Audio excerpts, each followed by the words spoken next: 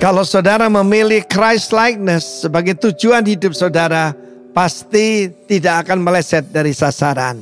Karena itu hidup adalah pilihan. Pilihannya adalah semua orang ingin berhasil, successful. Tetapi Yesus hidup yang fruitful.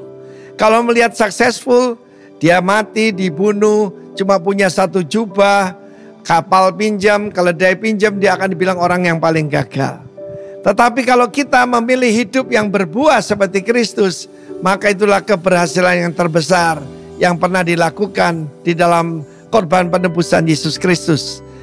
Di dalam Matius 11 ayat 28-30 ada satu gereja di Taiwan, yaitu punya sebuah ruangan yang besar dan kosong, dan ada sebuah salib kayu yang besar di situ dengan tulisan sangat kecil di kaki daripada salib tersebut.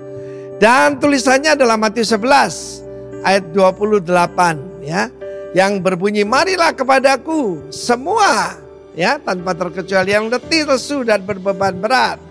Aku akan memberikan kelegaan kepadamu. I will refresh your life ya.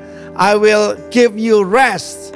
Saudara yang kasih Tuhan, mau hidup yang fruitful dan tidak stressful tapi restful. Karena begitu kecil tulisannya, tidak bisa dibaca dari atas, harus dia menunduk.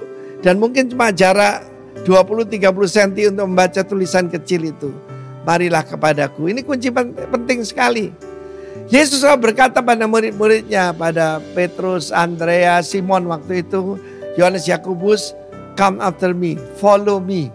Tapi sekali ini dia menunjukkan adalah come unto me, datanglah kepadaku. Sebab kita tahu bahwa pergaulan itu atau kedekatan adalah keserupaan. Saya ulangi, kedekatan adalah keserupaan. Kita lihat dalam contoh suami istri kan, makin lama makin mirip saudara.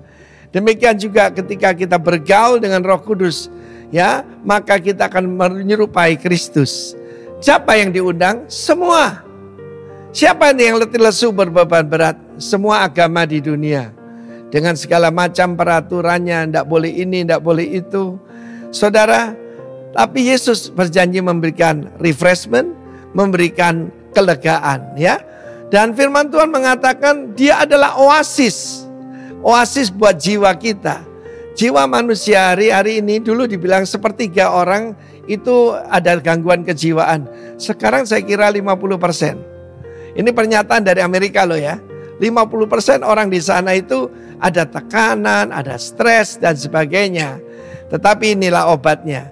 Ketika setelah saya dari sana, saya letakkan bebannya, mengaku dosa, datang pada Kristus. Ketika dia keluar dari gedung itu, ada tulisan besar sekali ayat 29 dan 30. Dan tidak bisa dipisahkan. Pikulah kuk yang kupasang, belajarlah kepadaku. Aku ini lemah lembut dan rendah hati, dan jiwamu akan mendapat ketenangan. Ya, sebab kuk yang kupasang itu enak dan bebanku pun ringan.